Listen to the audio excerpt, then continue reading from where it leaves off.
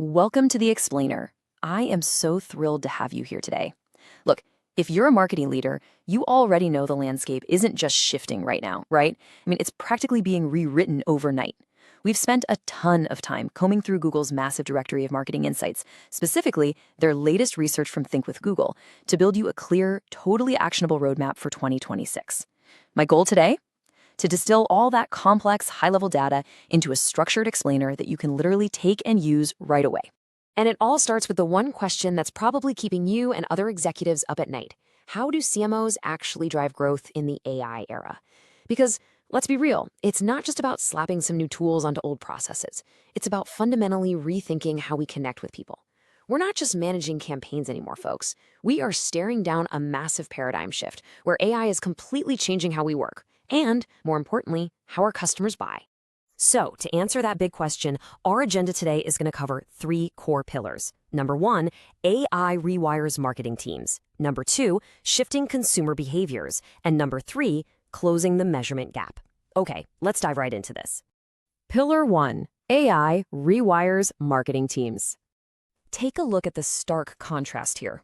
On the left, we've got traditional SEO. You know the drill, keyword stuffing, heavy backlinking, the stuff we've all been doing for over a decade. But look over on the right, generative engine optimization, or GEO. As the research points out, good SEO is good GEO. Frontier marketing teams are waking up to the fact that search isn't just about retrieving a list of blue links anymore. It's about AI synthesizing actual answers.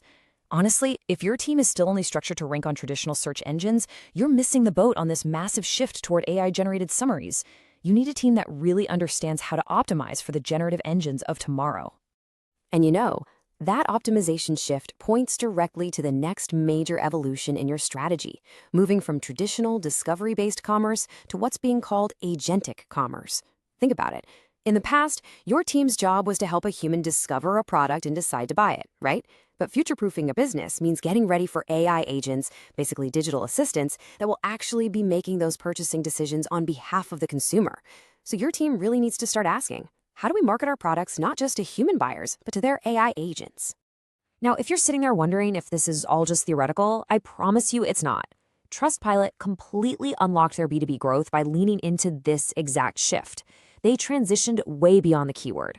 By leveraging AI Max for search, they let artificial intelligence go out and find B2B demand that those old rigid keyword strategies would have completely missed. They rewired their whole approach, they trusted the AI to handle the complexity of search intent, and wow, the results were absolutely massive. Moving on to Pillar 2, shifting consumer buying behaviors. If you just read the trade press, you'd think marketing was 100% about Gen Z right now.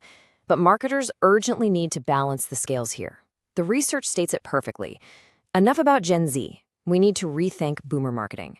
While the whole industry is obsessed with chasing the youngest buyers, there is this enormous segment of purchasing power sitting right there with boomers. And their digital behaviors have evolved dramatically, by the way. If your strategy is entirely lopsided toward Gen Z, you are literally leaving an incredible amount of revenue completely on the table.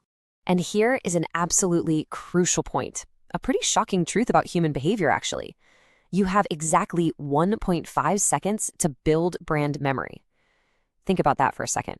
1.5 seconds. In a world of endless scrolling and absolute content saturation, the window to capture consumers' attention and actually have them remember who you are is shrinking so fast. Your creative teams just can't bury the lead anymore. Your brand identity, your core message, your value proposition, it all has to register almost instantaneously. This urgency naturally builds into an entirely new calendar strategy. Look, everyone knows the Q4 retail season, right? That massive year-end rush where everybody battles for the biggest shoppers. But frontier CMOs are tapping into a real secret weapon, the Q5 power play. Q5 is that post-holiday period, the very end of December stretching right into January, where consumer intent is still incredibly high, but competition drops off a cliff. By leaning into post-holiday shopper insights, brands are finding this highly lucrative and honestly often ignored window to boost their sales. It is just a brilliant way to capture that super empowered consumer right when all the other brands have gone quiet. All right, Pillar 3, closing the measurement gap. I want to introduce a term here that is absolutely critical for 2026, the actionability gap. So what is this? Well, it's that frustrating disconnect between having great marketing mix modeling data and actually being able to execute confident, real-time marketing decisions based on it. For years, measurement has basically been a rear-view mirror, right? Just telling you what happened months ago. But today, tools like Meridian are helping marketing leaders move from hindsight to foresight. They're completely closing this gap so you can actually act on your data while it still matters. But hey, tools aren't enough on their own. You really need the right personnel. Enter the data detective. This is such a fascinating concept. The data detective is a neutral investigator within your marketing team whose sole job is to objectively analyze true performance. They don't have a vested interest in proving that a specific campaign was a home run, they just want the truth. In a world full of AI-driven attribution and crazy complex privacy changes, having a neutral investigator like this ensures your data integrity remains rock solid. And we're already seeing this super clinical approach to data pay off big time. Take Genentech, for example. They took their background in science and applied literal clinical rigor to their media measurement. They made sure their marketing investments were proven with almost medical exactness. Meanwhile, Airalo completely transformed their iOS growth strategy just by adopting a privacy-centric measurement framework. They didn't let the loss of third-party cookies stop them. Instead, they adapted, they projected user privacy, and they still managed to accurately track and scale their growth. Really smart stuff. And finally, Section 4, the Frontier CMO Strategy. I absolutely love this quote from the research. It says, "Capture demand, don't cap it. Why every CMO needs a saturation curve." So often, marketing teams will just set an arbitrary budget, and once it's hit, boom, they stop spending, even if the campaign is highly profitable. They're artificially capping their own demand. It makes no sense.